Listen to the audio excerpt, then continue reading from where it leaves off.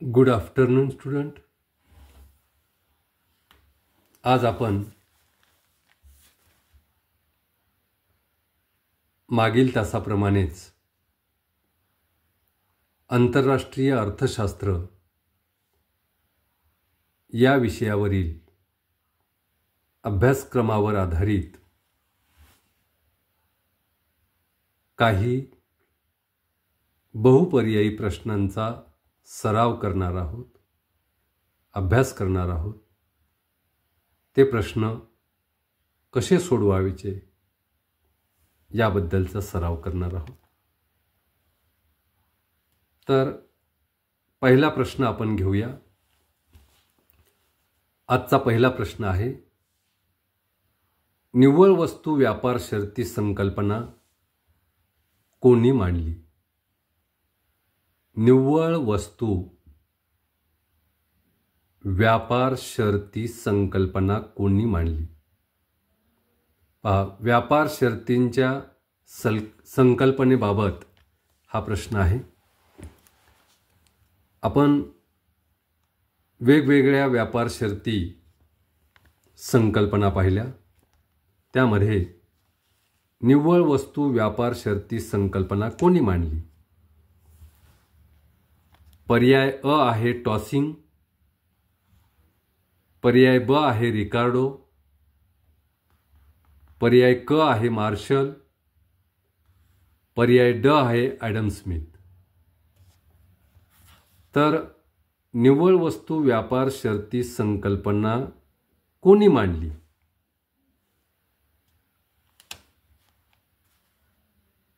तर पर्याय आहे अ टॉसिंग. टॉसिंग यांनी मांडली का? तर निव्वळ वस्तू व्यापार शर्ती संकल्पना ही टॉसिंग यांनी मांडलेली आहे. म्हणून या प्रश्नाचं योग्य उत्तर आहे टॉसिंग. परंतु तरीसुद्धा इतर पर्यायसुद्धा योग्य नीट काळजीपूर्वक वाचले पाहिजे. त्यामध्ये ब पर्याय आहे रिकार्डो. रिकार्डो यांनी ही संकल्पना मांडली का? नाही. निव्वळ वस्तू व्यापार शर्ती संकल्पना ही रिकार्डो यांनी मांडली नाही. म्हणून ब पर्याय आहे अयोग्य. क पर्याय आहे मार्शल. मार्शल यांनी सुद्धा निव्वळ वस्तू व्यापार शर्ती संकल्पना मांडली नाही. त्यामुळे क पर्याय सुद्धा अयोग्य आहे. ड पर्याय आहे ॲडम स्मिथ. ॲडम स्मिथ यांनी सुद्धा निव्वळ वस्तू व्यापार शर्ती संकल्पना मांडलेली नाही. म्हणजे यापैकी या एकूण 4 पर्यायापैकी पहिला अपर्याय हा योग्य पर्याय आहे. कारण निव्वळ वस्तू व्यापार शर्ती संकल्पना ही टॉसिंग यांनी मांडलेली आहे. म्हणून या प्रश्नाचं योग्य उत्तर, योग्य पर्याय आहे अ टॉसिंग. ओके. पुढचा प्रश्न तसा फार सोपा आहे. प्रश्न नीट ऐका. राष्ट्राची संपत्ती हा ग्रंथ कोणत्या वर्षी प्रकाशित झाला? राष्ट्राची संपत्ती हा ग्रंथ कोणत्या वर्षी प्रकाशित झाला? प्रश्न वाचल्या वाचल्या आपल्याला उत्तर यायला पाहिजे, उत्तर आठवायला पाहिजे. परंतु जर आठवत नसेल तरीसुद्धा आणि आठवत असेल तरीसुद्धा पर्याय नीट वाचून घेतले पाहिजे, समजून घेतले पाहिजे. तर राष्ट्राची संपत्ती हा ग्रंथ कोणत्या वर्षी प्रकाशित झाला या प्रश्नाचा अ पर्याय आहे 1776, ब पर्याय आहे 1876, क पर्याय आहे 1976 आणि ड पर्याय आहे 1676. पहा, सर्व पर्याय कन्फ्युजन निर्माण करू शकतात. जर करेक्ट उत्तर माहीत नसेल तर. कारण सर्व पर्यायामध्ये शेवटी 76, 76, 76, 76 असं दिलेलं आहे. 76, 76, 76, 76 असं दिलं. तर राष्ट्राची संपत्ती हा ग्रंथ 1776 मध्ये प्रकाशित झाला आहे. म्हणून या प्रश्नाचं योग्य उत्तर आहे पर्याय अ 1776. पर्याय ब होता 1876, पण 1876 मध्ये हा ग्रंथ प्रकाशित झालेला नाही. 1976 मध्ये सुद्धा हा ग्रंथ प्रकाशित झालेला नाही. आणि 1676 मध्ये सुद्धा हा ग्रंथ प्रकाशित झाला नाही. तर राष्ट्राची संपत्ती हा 1776 मध्ये हा ग्रंथ प्रकाशित झालेला आहे. म्हणून या प्रश्नाचा योग्य पर्याय आहे अ 1776. ओके, पुढचा पर्याय घेऊया, पुढचा प्रश्न घेऊया आपण. रिकामी जागा यांनी राष्ट्राची संपत्ती हा ग्रंथ रिकामी जागा यांनी राष्ट्राची संपत्ती हा प्रसिद्ध ग्रंथ लिहिला. कोणी लिहिला हा राष्ट्राची संपत्ती हा प्रसिद्ध ग्रंथ कोणी लिहिला, हे तुम्हाला योग्य उत्तर द्यायचं, योग्य पर्याय सांगायचा आहे. पहिला पर्याय आहे अ ॲडम स्मिथ, ब रिकार्डो, क डॉक्टर मार्शल आणि ड वरीलपैकी नाही. तर राष्ट्राची संपत्ती हा प्रसिद्ध ग्रंथ कोणी लिहिला?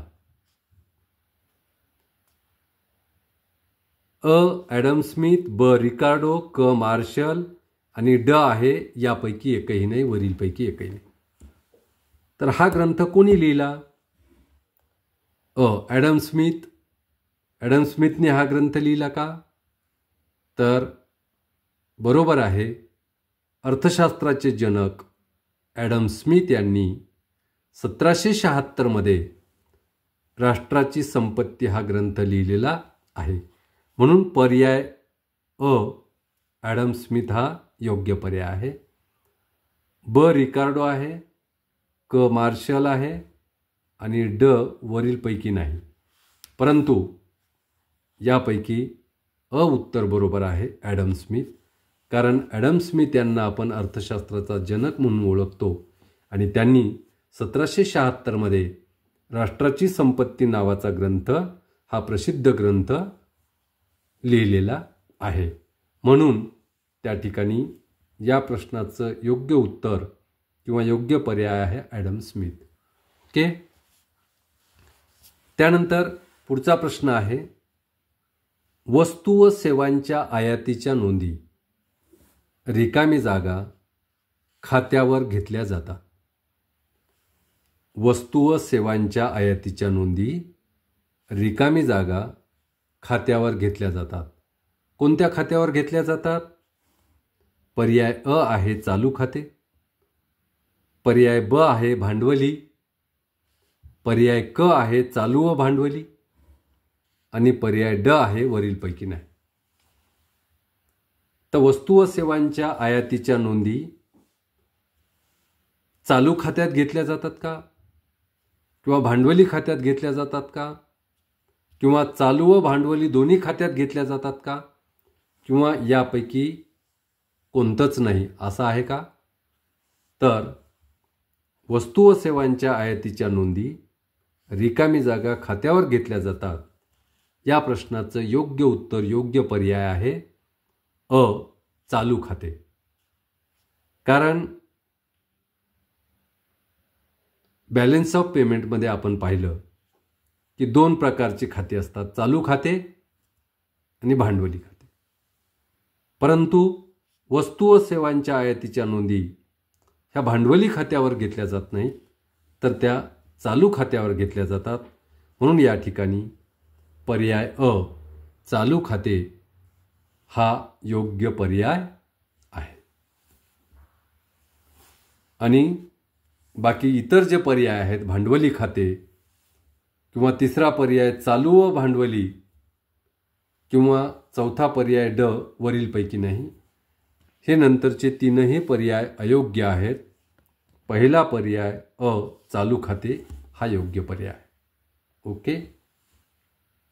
पुढचा प्रश्न घेऊया. रिकामी जागा हे देशाची आर्थिक स्थिती स्पष्ट करते. रिकामी जागा हे देशाची आर्थिक स्थिती स्पष्ट करते किंवा हे देशाची आर्थिक स्थिती स्पष्ट करते. पर्याय आहेत अ व्यापार तोल, पर्याय ब आहे व्यवहार तोल, पर्याय क आहे अ व ब दोन्ही बरोबर आणि पर्याय ड अ व ब दोन्ही चूक. तर रिकामी जागा हे देशाची आर्थिक स्थिती स्पष्ट करते. पर्याय अ व्यापार तोल. व्यापार तोल हे देशाची आर्थिक स्थिती स्पष्ट करते का? पूर्णपणे आर्थिक स्थिती स्पष्ट करीत नाही. ब पर्याय आहे व्यवहार तोल. व्यवहार तोल हे देशाची आर्थिक स्थिती स्पष्ट करते का? तर हे उत्तर बरोबर आहे. कारण देशाच्या बॅलन्स ऑफ पेमेंटवरून, देशाच्या व्यवहार तोलावरून त्या देशाची आर्थिक स्थिती कशी आहे हे या ठिकाणी स्पष्ट होते. म्हणून हे देशाची आर्थिक स्थिती स्पष्ट करते.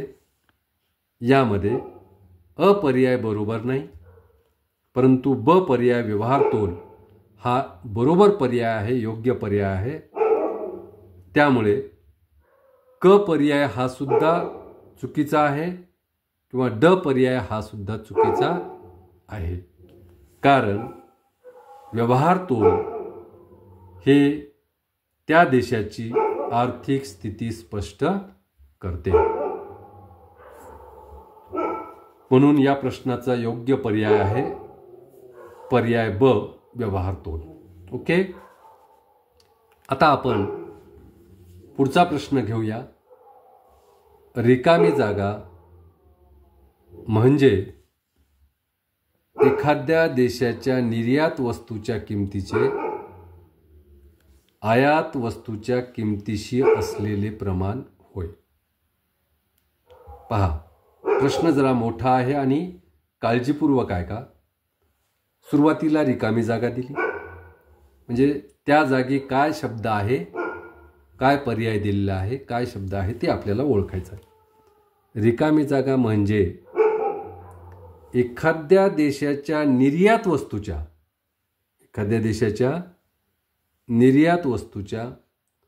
किमतीचे आयात वस्तूच्या किमतीशी असलेले प्रमाण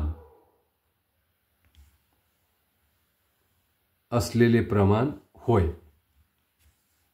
रिकामी जागा म्हणजे एखाद्या देशाच्या निर्यात वस्तूच्या किमतीचे आयात वस्तूच्या किमतीशी असलेले प्रमाण होय. काय होय?